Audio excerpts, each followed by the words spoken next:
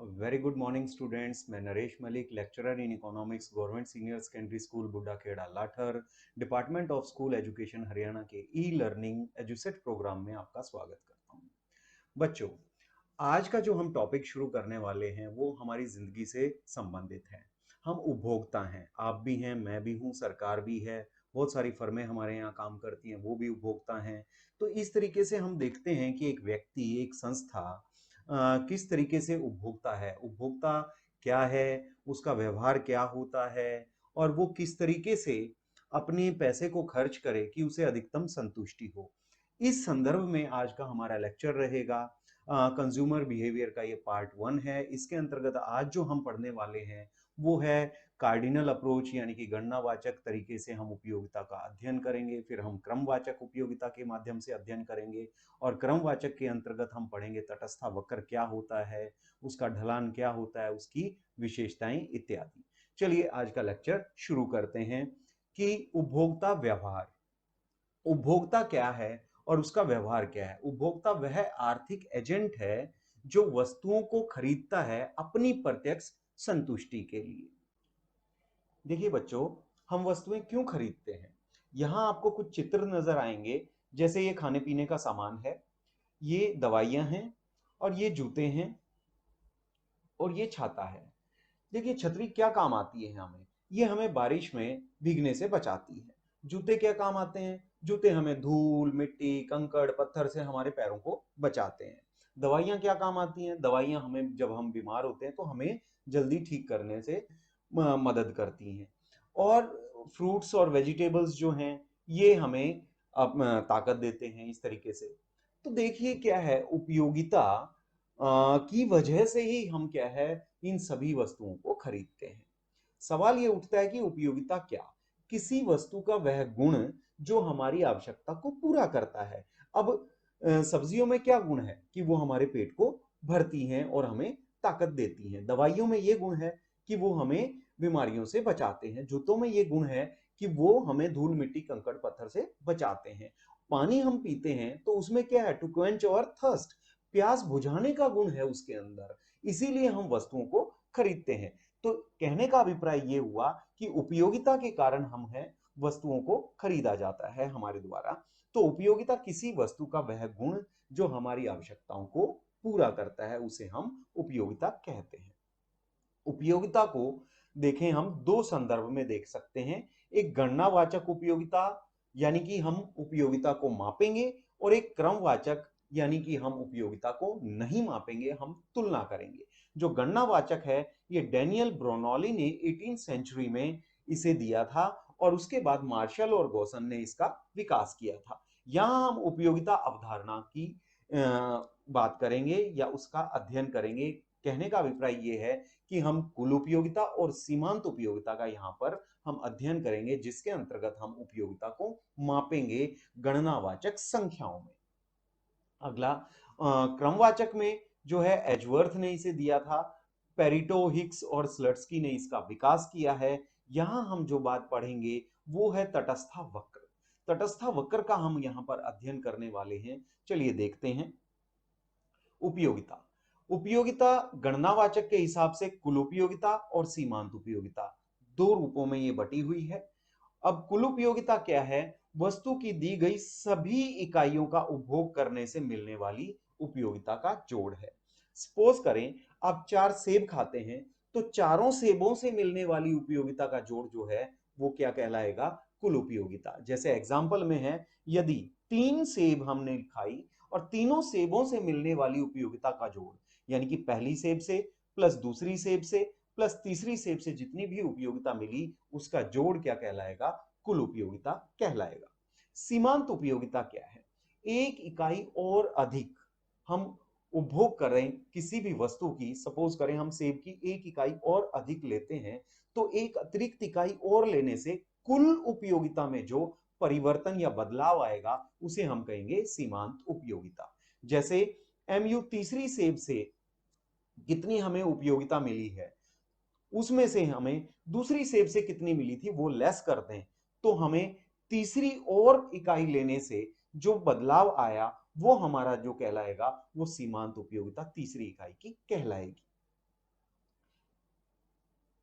इसके बाद है कुल उपयोगिता और सीमांत उपयोगिता में अंतर और उनमें संबंध। देखिए, कुल उपयोगिता क्या है? वस्तु की सभी इकाइयां हमने उपभोग की, उससे मिलने वाली उपयोगिता का जोड़। जबकि सीमांत जो है वो अलग अलग परिवर्तन को दर्शाता है। तो यहां पर सीमांत उपयोगिता है जो वो TUN-TUN-1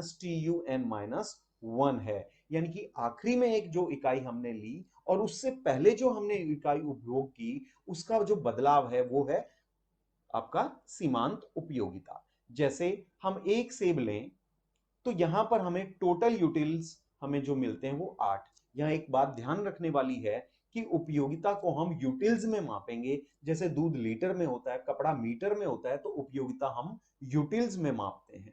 सो पहली इकाई से 8 यूटिल्स मिले, लेकिन पहली इकाई से पहले कोई इकाई हमने उपभोग नहीं की है, तो कोई इकाई नहीं थी तो 0 उपयोगिता हो गई। तो 8 में से 0 लेस किया तो 8 हमारा जो है सीमांत उपयोगिता हो गया। दूसरी इकाई हमने ली, दोनों इकाइयों से मिलने वाली उपयोगिता क्या हो गई? 14 हो गई। और दूसरी से पहले वाली पे कितनी थी? यानी कि 14 से पहले क्या था?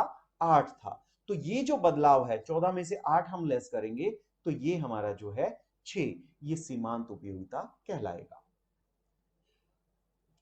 3 इकाइयां हमने उपभोग की, तीनों से मिलने वाला कुल उपयोगिता जो है वो 18 है। सो 18 में से 14 लेस करेंगे तो हमारे पास जो है 4 जो है वो सीमांत उपयोगिता नजर आएगा। इस प्रकार आप देखें, जैसे जैसे हम कुल एप्पल्स की इकाइयां बढ़ाते जा रहे हैं, सीमांत इकाई जो उपयोगिता है वो धीरे धीरे धीरे धीरे कम होती जा रही है। एक स्थिति में वो शून्य है, उसके बाद वो नेगेटिव में है। ये ऐसा क्यों होता है? देखिए, एक एक इकाई जैसे जैसे हम उपभोग बढ़ाएंगे तो हम संतुष्टि हमारी पूर्ण होने लगती है। पॉइंट ऑफ स्टेटी की तरफ हम जाते हैं। जैसे हम ये कहें कि हमें प्यास लगी है तो पहला एक ग्लास पानी का आप लेंगे, फिर एक और लेंगे। तो पहला ग्लास जो आपने लिया वो ज्यादा महत्वपूर्ण था, दूसरा ग्लास जो है वो आपके लिए कम महत्वपूर्ण हो जाता है, इसलिए दूसरी ग्लास ऑफ वाटर से आपको क्या है, सीमांत उपयोगिता कम मिलेगी। तीसरे से उससे कम, चौथे ग्लास पे आपका पेट फुल हो जाता है तो वहां पर आपकी जो है कुल सीमांत उपयोगिता शून्य हो जाती है। लेकिन पांचवा ग्लास आप और लेंगे तो वो आपके पेट में दिक्कत करेगा, तो वहां आपकी सीमांत उपयोगिता जो है वो माइनस में हो जाती है। तो यहां आपने कुल और सीमांत का अध्ययन किया। अब है कुल और सीमांत में जो है, सीमांत अगर हमें दे रखा हो तो हम कुल का कैसे निर्धारण करेंगे? जैसे हमें सीमांत जो है वो 8 है, फर्स्ट एप्पल से हमें जो है 8 यूटिल्स हमें मिले। सो एक ही खाई है तो टोटल यूटिल्स जो हो गए हमारे पास, जो है टोटल यूटिलिटी 8 हो गई है। दूसरी इकाई पे अगर आप देखें तो सीमांत उपयोगिता 6 है, और दोनों की कितनी हो जाएगी? 8 और 6 दोनों जोड़ें तो 14 बन जाएगी। इसी तरीके से तीसरी हम देखें, तीसरी इकाई पे 4 सीमांत उपयोगिता है, तो तीनों की कितनी होगी? 8 पहले हो चुकी है, 6 दूसरे पे होगी, 8 और 6 14, और 4 और जोड़ देंगे तो 18। इस तरीके से आप देख रहे हैं सिग्मा MU, यानी कि सीमांत उपयोगिता को जोड़ जोड़ कर हम क्या कर रहे हैं? कुल उपयोगिता निकाल रहे हैं। अगला एक और सूत्र है हमारा MU का। MU का क्या? पहले वाला तो हमने क्या पढ़ा था? TUN-TUN-1। अब हम जो पढ़ रहे हैं, TU में चेंज आया, उस TU में चेंज को जो क्वांटिटी में जो चेंज आया है, जो यूनिट हमने चेंज की हैं उपभोग में, उससे डिवाइड कर दें। देखिए, अब हम देखते हैं टोटल यूटिलिटी का ग्राफ कैसे बनता है, इसका डिजाइन कैसा होता है। यहां हमने पुराने वाला ही अपनी शेड्यूल यानी टेबल को इस्तेमाल किया है कि MU से TU बना सकते हैं, TU से MU। देखिए, TU जो बढ़ रहा है वो पहले 8 है, फिर 14 हो गया, फिर 18 हो गया, फिर 20 हो गया, फिर 20 हो गया, और फिर बाद में ये 18 है। तो देखिए एडिशन क्या हो रहा है, 8 और 14 में कितना परिवर्तन आया? 8 और 14 में 6 का एडिशन हुआ। फिर 14 और 18 में कितने का एडिशन हुआ? 14 और 18 में 4 का एडिशन हुआ। उसके बाद आप देखें 18 और 20 में कितना एडिशन हुआ? 2 का एडिशन हुआ। फिर 20 और 20 में कितने का एडिशन हुआ? 0 का। फिर 20 में से हम 18 पे आए कि कितना आपका लेस हुआ? वो 2 लेस हुआ। इट मींस ये जो 6, फिर ये 4, फिर ये 2, फिर ये 0, फिर ये माइनस का 2, ये क्या है? ये MU है। तो MU ऐसे ऐसे ऐड करते करते हम TU को बना रहे हैं। तो टीयू जो है ऊपर बढ़ रहा है, तो हम कहेंगे कैसे बढ़ रहा है, घटती दर से बढ़ रहा है। फिर टीयू जो है अधिकतम हो गया है, अधिकतम हो गया है टीयू, तो एमयू क्या है, यहां पर शून्य है, आप टेबल में देख सकते हैं। उसके बाद टीयू जो है वो 18 यानी कि घटने लग गया, तो उस स्थिति में एमयू जो है वो आपका नेगेटिव हो गया है। फिर रिलेशन देखते हैं, रिलेशन वही पुरानी टेबल के आधार पर ही है। देखें आप, टीयू बढ़ रहा है तो एमयू क्या हो रहा है, घट रहा है। फिर एमयू क्या है, 0 है, तो इस स्थिति में आप देखेंगे कि टीयू जो है वो अधिकतम है, यहां पर टीयू क्या है, मैक्सिमम है। उसके बाद टीयू गिर रहा है या घट रहा है, तो उस स्थिति में एमयू जो है वो नेगेटिव हो जाता है। तो तीन रिलेशंस यहाँ पर बनते हैं। ये आपका जो है एग्जाम पॉइंट ऑफ व्यू से यहाँ पे आपके तीन क्वेश्चंस बनते हैं। एक तो टीयू क्या है, एमयू क्या है, ये क्वेश्चन हो गया। टीयू से एमयू कैसे बनता है, एमयू से टीयू, यानी इनके फॉर्मूलेज क्या होते हैं। और अगला बनता है हमारा रिलेशन। फिर लॉ ऑफ डीएमयू, घटती सीमांत उपयोगिता का नियम। ये नियम क्या कहता है कि जैसे जैसे उपभोक्ता मानक इकाइयों का लगातार उपभोग करता है, मानक इकाइयां क्या हैं, स्टैंडर्ड यूनिट्स हम बोलते हैं। जैसे आप चपाती लेते हैं तो एक चपाती जो आप लें पहली, दूसरी भी वैसी ही होनी चाहिए, तीसरी भी वैसी ही होनी चाहिए, चौथी भी वैसी ही होनी चाहिए। कैसे, पहली जितनी सिकी हुई है, जितनी चुपड़ी हुई है, दूसरी भी उतनी ही साइज की, उतनी ही चुपड़ी हुई, उतनी ही जो है आपकी पकी हुई होनी चाहिए। तो इस तरीके से लगातार जब आप ऐसे स्टैंडर्ड यूनिट्स का उपयोग करेंगे तो अतिरिक्त इकाई से मिलने वाला जो उपयोगिता है वो हमेशा घटती जाती है। तो यानी कि सीमांत उपयोगिता जो है वो हमेशा घटती जाएगी। और उसका रीजन ये है कि कोई भी आपकी आवश्यकता है वो हमेशा पूरी जरूर होती है। जैसे प्यास लगी है तो आप कितने ग्लास पानी के लेंगे, कभी तो वो प्यास जो है वो शांत होगी। तो इसी तरीके से जो है जैसे जैसे एक एक ग्लास ऑफ वाटर आप यूज करेंगे तो सीमांत उपयोगिता क्या है, धीरे धीरे धीरे धीरे घटती जाएगी। ये एक यूनिवर्सल है, इसीलिए हम इसके आगे लो शब्द यानी कि नियम शब्द का इस्तेमाल करते हैं, क्योंकि ये हर जगह पे लागू होता है।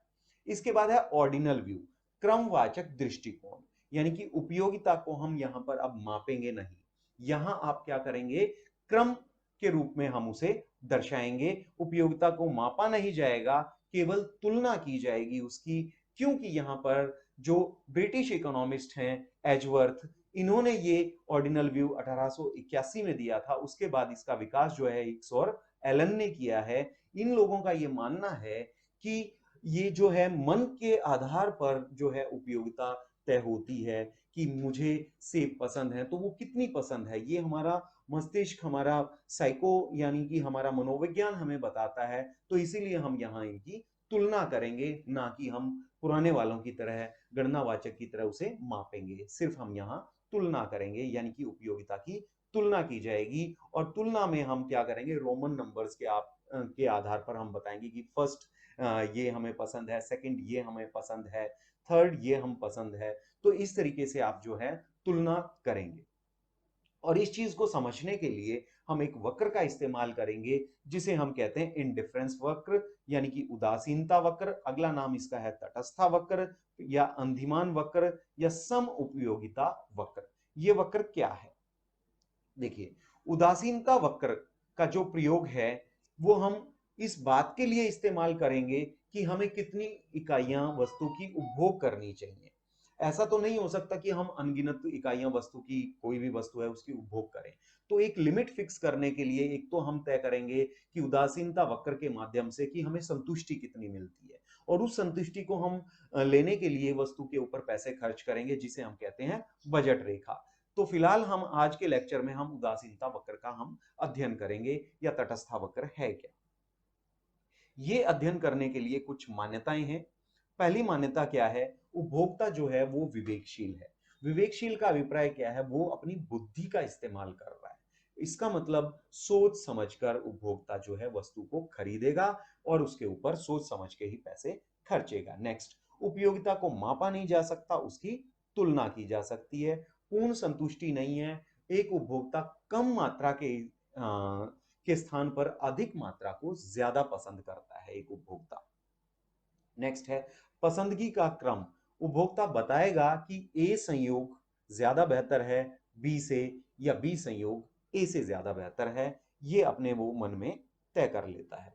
सामंजस्य, कंसिस्टेंट रहेगा। उसने एक बार जो कह दिया कि मैं ए को ए संयोग को बेहतर मानता हूं बी से, तो दूसरी बार वो बी को ए से बेहतर नहीं मानेगा, वो अपनी बात पे अड़ा रहेगा। घटती हुई सीमांत प्रतिस्थापन दर के आधार पर ही तटस्थ वक्र निर्भर करेगा। इसको हम आगे पढ़ने वाले हैं। देखिए तटस्थ वक्र क्या है। एक ऐसा वक्र जो दो वस्तुओं के, वाई वस्तु और एक्स वस्तु, यहां हमने एक्स पे एप्पल लिए हैं और वाई पे ऑरेंजेस लिए हैं, तो दो वस्तुओं के विभिन्न संयोग, ए संयोग, बी संयोग, सी संयोग और डी संयोग, ये अलग अलग संयोग हैं। ये उपभोक्ता को समान उपयोगिता देंगे, यानी A is equal to B is equal to C is equal to D. इन सब की क्या है, समान संतुष्टि हमें मिल रही है इन सब से। अब सवाल ये उठता है कि ये संतुष्टि समान क्यों है, क्योंकि आप यहां देखें कि एक एक करके हमने एप्पल की यूनिट्स को बढ़ाया है। एक, तो यहां हमने त्याग किया है 4 यूनिट्स ऑफ ऑरेंजेस का।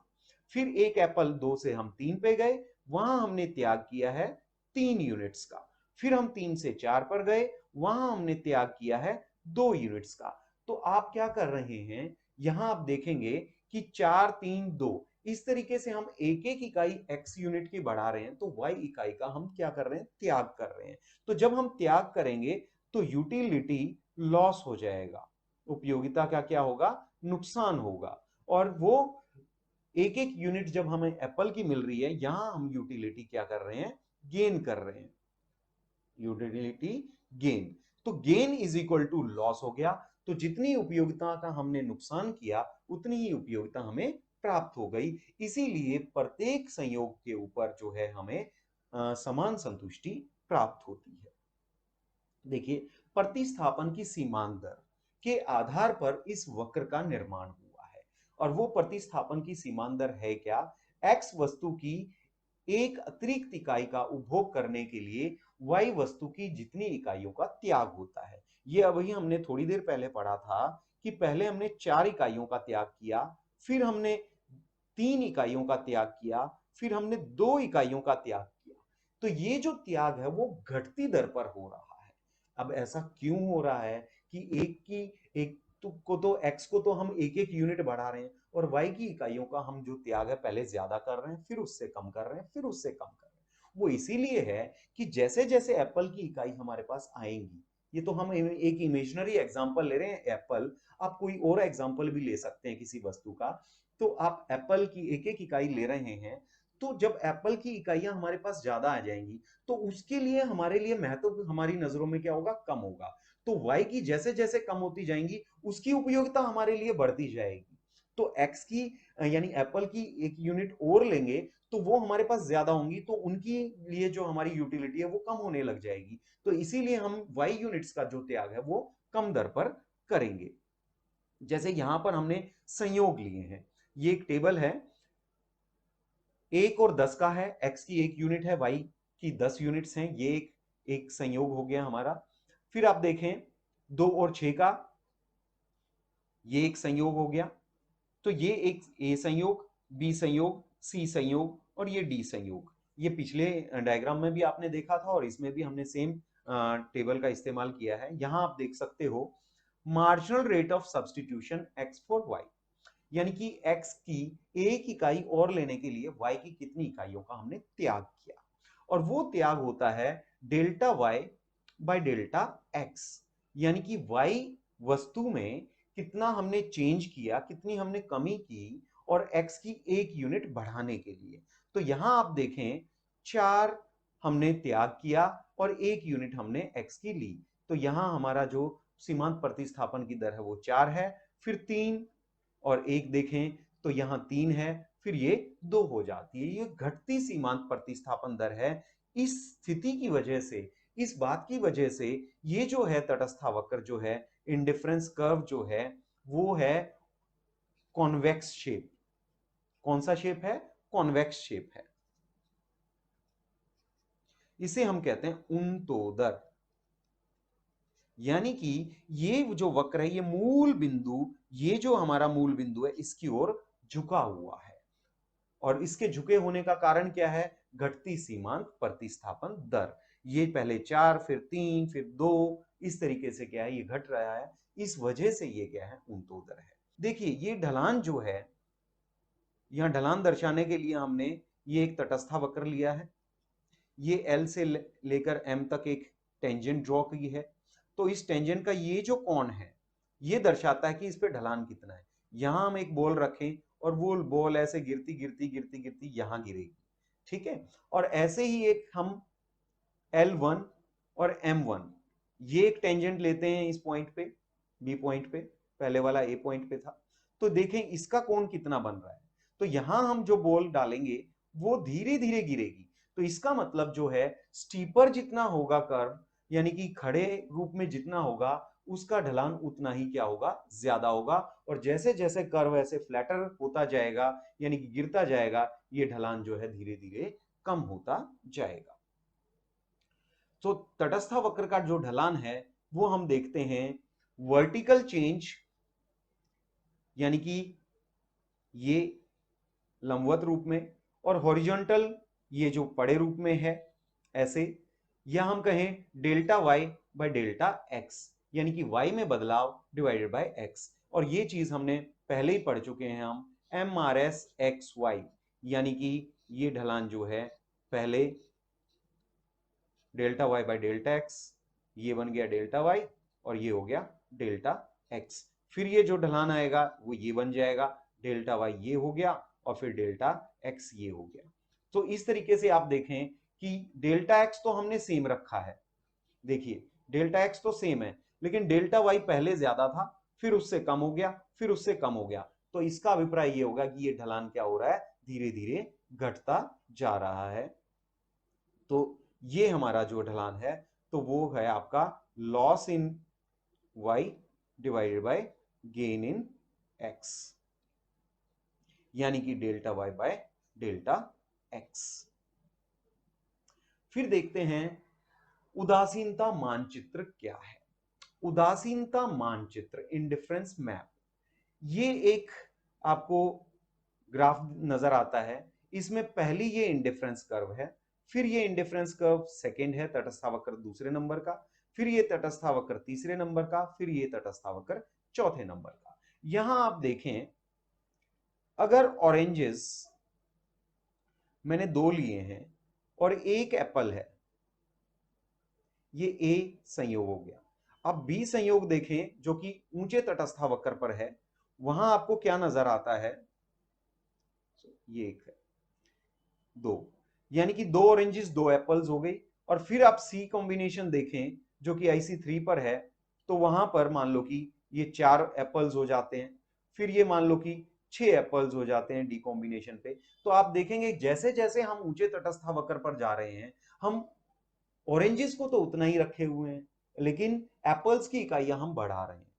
तो जब एप्पल्स की इकाइयां बढ़ेंगी और ऑरेंजेस की कम नहीं हुई, तो हमारा संतुष्टि का स्तर क्या होगा, बढ़ जाएगा, क्योंकि हमने कुछ त्याग नहीं किया बल्कि मिल और गया है। तो इसे हम कहेंगे एक दिष्ट अधिमान, मोनोटोनिक प्रेफरेंस।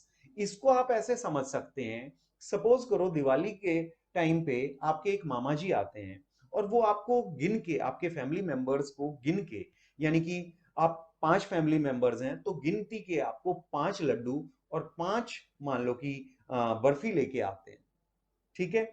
उससे नेक्स्ट डे फिर आपके एक दूसरे वाले मामा जी आते हैं, और वो एक डब्बा लड्डू और एक डब्बा बर्फी का लेके आते हैं। तो आपकी नजरों में कौन से वाले मामा जी ज्यादा बेहतर हैं आपके लिए, समझो समझो। तो इसका अभिप्राय आप समझ ही गए होंगे कि ज्यादा चीज हमें ज्यादा पसंद होती है, तो उसी को हम कहते हैं मोनोटोनिक प्रेफरेंस। क्या कहते हैं, एक दिष्ट अधिमान या मोनोटोनिक प्रेफरेंस। तो इंडिफरेंस मैप क्या था, कि ये जो आपने ग्राफ देखा, इसके अंदर ढेरों जो हैं, यानी कि अनेकों तटस्था वक्र हैं, और ऊंचा तटस्था वक्र क्या है, ज्यादा संतुष्टि देता है। यानी कि ये जो चारों तटस्था वक्र आप देख रहे हैं, ये सब अलग अलग संतुष्टि दे रहे हैं, और ऊंचा तटस्था वक्र अधिक संतुष्टि देता है। अब हम पढ़ रहे हैं तटस्था वक्र की विशेषताएं, क्या खास बात है इनके अंदर। देखिए ये y एक्सिस है, यहां पे y वस्तु आ जाएगी, और एक्स एक्सिस पे एक्स वस्तु हम ले लेते हैं, और यहां पर हमने एक ओ एक्स के समानांतर वक्र लिया है। अब हम देखते हैं कि ये दो सेब और दो संतरे का कॉम्बिनेशन, यानी दो यूनिट जो है वाई वस्तु की है और दो यूनिट जो है एक्स वस्तु की हैं, ये ए संयोग है। लेकिन अगर आप बी संयोग पे देखें तो आपकी यहां पर 3 इकाइयां हो जाती हैं एक्स वस्तु की। तो यहां से यह सिद्ध होता है कि बी संयोग जो है ए के बराबर संतुष्टि नहीं देगा। क्यों नहीं देगा? क्योंकि आपने बी संयोग पर आने के लिए वाई वस्तु का कोई त्याग नहीं किया, बल्कि बगैर त्याग किए गए एक्स की इकाइयां ज्यादा आ गई हैं, तो मन हमारा ज्यादा खुश होगा, तो यानी कि सेटिस्फैक्शन लेवल बढ़ जाएगा। तो तटस्था वक्र आपने पढ़ा था कि ऐसा वक्र जिसके सभी संयोग जो हैं वो हमें समान संतुष्टि देते हैं, सो उसे हम आइसो इक्वलिटी कर्व भी नाम से भी जानते हैं, यानी सम उपयोगिता वक्र के नाम से भी जानते हैं, क्योंकि उसके सभी संयोग जो हैं हमें समान उपयोगिता देते हैं। तो यहां हमें समान नहीं मिल रहा, तो इस तरह की हमारी जो तटस्था वक्र है वो बिल्कुल भी नहीं होगी, एक्स के समानांतर नहीं होगी। सेम कंडीशन जो है वाई के लिए रहेगी। दो दो हम ले लेते हैं एक्स और वाई की इकाइयां, लेकिन वाई की इकाई हमने 3 कर दी ए संयोग के कंपैरिजन में। बी पे आप देखें तो बी की सेटिस्फैक्शन ए से ज्यादा हो गई, क्योंकि हमने एक्स की इकाइयों को कम नहीं किया और वाई की इकाइयां बढ़ा दी। लेकिन आप जानते ही हैं कि तटस्था वक्र के सभी संयोग जो हैं वो समान उपयोगिता देते हैं, तो इसीलिए यहां पर जो है ये भी तटस्था वक्र नहीं होगा, अर्थात वाई एक्सिस के समानांतर भी जो है तटस्था वक्र नहीं होगा। नेक्स्ट है कि यहां पर आप देखें दो एक्स यूनिट हो गई और दो वाई यूनिट्स, और ऊपर आप क्या कर रहे हैं, 3 यूनिट हम एक्स की लेंगे और 3 ही वाई की लेंगे। तो आप देखेंगे कि वाई की यूनिट्स भी बढ़ गई और एक्स की भी बढ़ गई, तो ए के कंपैरिजन में बी जो है बी संयोग ज्यादा सेटिस्फैक्शन दे रहा है ए की तुलना में।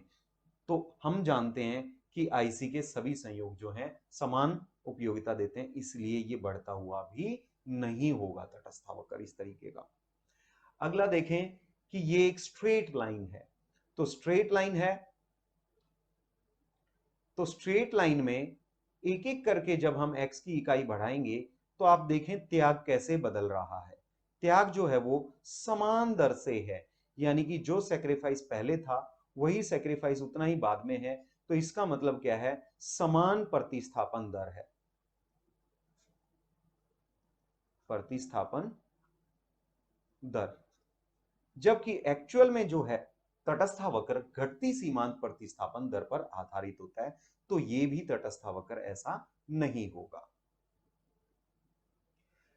इसमें देखते हैं कि जैसे जैसे हम एक्स की इकाइयां बढ़ा रहे हैं, वाई की इकाइयों का जो त्याग है वो बढ़ती दर पर हो रहा है। देखिए ये त्याग पहले कम, फिर उससे ज्यादा, फिर उससे ज्यादा, फिर उससे ज्यादा हो गया। तो ये देखें, पहले सेक्रीफाइस कम, फिर उससे ज्यादा, फिर उससे ज्यादा। तो ये जो है ये बढ़ती सीमांत प्रतिस्थापन दर है। कौन सी है ये बढ़ती है, बढ़ती marginal rate of substitution X Y, यानी कि सीमांत प्रतिस्थापन दर बढ़ती हुई है। लेकिन हमने क्या पढ़ा था, घटती हुई होनी चाहिए। तो घटती हुई होगी तो वक्र जो होगा हमारा उन्तोदर होगा। यहां क्या है, ये जो वक्र इस तरह का होता है इसे हम नतोदर बोलते हैं, यानी कि कॉनकेव शेप बोलते हैं। तो हमारी जो तटस्था वक्र है वो कॉन्वेक्स शेप होती है, तो ये तटस्था वक्र नहीं है। नेक्स्ट देखें, ये है, क्योंकि यहां पर देखें एक एक इकाई जैसे जैसे हम एक्स की बढ़ा रहे हैं, वाई की जो इकाइयां का जो त्याग है वो क्या है, धीरे धीरे घटता जा रहा है। तो इसे हम कहेंगे ये diminishing marginal rate of substitution के ऊपर बेस्ड है, यानी घटती सीमांत प्रतिस्थापन दर पर आधारित है। तो ये हमारा तटस्था वक्र है। फिर देखें तो ये x को टच कर रहा है, देखें ये वक्र x को टच कर रहा है, लेकिन हमने तटस्था वक्र में दो वस्तुओं के संयोग ले लिए। यहां पर x अगर हम लेंगे तो अगर x को टच करेंगे तो सिर्फ हम xx की मात्रा ले रहे हैं वस्तु की, y की मात्रा हम ले ही नहीं रहे। तो ये जो है इस तरीके से भी तटस्था वक्र नहीं होगा, क्योंकि वो दो कॉम्बिनेशंस ही दिखाएगा, दोनों वस्तुओं की इकाइयों को दर्शाएगा।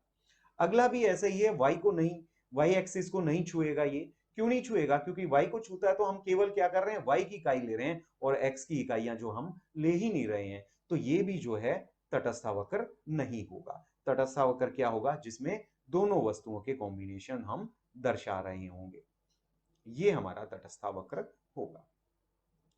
तो इस प्रकार हमने देखा ये कुछ विशेषताएं थी। अगली विशेषता क्या है? दो तटस्थावक्र यानी इंडिफरेंस कर्व एक दूसरे को नहीं काटती हैं। अगर काटती हैं तो क्या होगा? देखिए, दो तटस्थावक्र हैं, एक IC1 है और एक IC2 है। ए और बी ये दोनों संयोग जो देखें, ये देखें अब ब्लू जो कर्व है उसके ऊपर हैं, ये दोनों जो हैं इक्वल सेटिस्फेक्शन दे रहे हैं क्योंकि ये दोनों क्या हैं, IC1 के ऊपर हैं। ए और सी देखें अब येलो कर्व के ऊपर, ए और C, sorry, A is equal to C, दोनों का सेटिस्फेक्शन लेवल इक्वल होगा, समान संतुष्टि रहेगी क्योंकि दोनों एक ही तटस्थावक्र के ऊपर हैं, IC2। अब यहां आप देखें, जब a is equal to B है, यानी a संयोग का संतुष्टि स्तर b के बराबर है और a का c के बराबर है, तो ऑब्वियस है कि b और c का संतुष्टि का स्तर समान होना चाहिए। लेकिन आप यहां देखें, y वस्तु की 2 इकाई, और अगर यहां आप देखें ये 3 इकाई ले लेते हैं हम और यहां पर लेते हैं 4, तो आप देखें B संयोग के कंपैरिजन में C संयोग को देखें तो C संयोग पर X की इकाइयां ज्यादा हैं B की तुलना में और Y की उतनी ही हैं। तो C संयोग जो है वो ज्यादा मोनोटोनिक हो जाता है, अर्थात वो एकदिष्ट ज्यादा हो जाता है। उस वजह से हम क्या कहेंगे कि C का जो संतुष्टि स्तर है वो B से ज्यादा है। तो इस वजह से ये जो है होना चाहिए था बराबर, लेकिन है क्या, सी का संतुष्टि स्तर ज्यादा है। तो इसीलिए दो तटस्थावक्र कभी भी एक दूसरे को नहीं काटेंगे। ये आज का टॉपिक हमारा खत्म हो जाता है। तो अब हम देखते हैं कि जो हमने पढ़ा था उसके क्वेश्चंस क्या बनते हैं। उपयोगिता क्या है? पहला क्वेश्चन, उपयोगिता किसी वस्तु का वह गुण जो हमारी आवश्यकताओं को पूरा करता है। अगला, टीयू और एमयू का सूत्र लिखें। टीयू का सूत्र क्या है? टीयू है सिग्मा एमयू, और एमयू का सूत्र क्या है? TUN यानी कि लास्ट इकाई माइनस TUN-1, यानी लास्ट से जस्ट एक पहले वाले पे जो टोटल था वो लेस कर देना है, या फिर डेल्टा TU में जो चेंज आया divided by delta Q, quantity में कितना चेंज किया है। नेक्स्ट आप देखें तटस्था मानचित्र क्या है। तटस्था मानचित्र हमने देखा था कि एक तटस्थावक्र दूसरा तीसरा इस तरीके से अलग अलग तटस्थावक्र, ऊंचा तटस्थावक्र हमेशा जो है अधिक संतुष्टि देगा। ये आप कॉपी में नोट डाउन करेंगे इनकी परिभाषाएं। एक दिष्ट अधिमान क्या है ये भी हम देख चुके हैं कि ऊंचे तटस्थावक्र पे क्या होता है, दो वस्तुओं के संयोग जो होते हैं वो बढ़ जाते हैं, और जब दोनों वस्तुओं के संयोग बढ़ जाएंगे, उनकी इकाइयां बढ़ जाएंगी, तो वहां पर हमें ज्यादा संतुष्टि मिलेगी, उसे ही हम एक दिष्ट अधिमान कहते हैं। तटस्थावक्र का ढलान क्या है? MRS XY, ये ढलान है, ये delta y by delta x होता है। नेक्स्ट, क्या दो तटस्थावक्र एक दूसरे को काटते हैं? हम कहेंगे नहीं काटते हैं। क्यों नहीं काटते? अगर काटते हैं तो समान उपयोगिता मिलनी चाहिए, लेकिन वो मिलती नहीं है, इस वजह से ये दोनों एक दूसरे को नहीं काटेंगे। उसके बाद तटस्थावक्र क्या है, इसकी विशेषताएं बताइए। इसकी विशेषताएं हम पहले ही पढ़ चुके हैं कि ना तो तटस्थावक्र, जब पहले हम परिभाषा देख लेते हैं। तटस्थावक्र एक ऐसा वक्र जो दो वस्तुओं के विभिन्न संयोगों को दर्शाता है, और विभिन्न संयोग हमें क्या करते हैं, एक समान उपयोगिता देते हैं। विशेषताएं क्या है? ना तो ये OX के पैरेलल होगा, ना ये OY के पैरेलल होगा, ना ये बढ़ते हुए होगा, ना ये नतोदर होगा, ना दो तटस्थावक्र एक दूसरे को काटेंगी।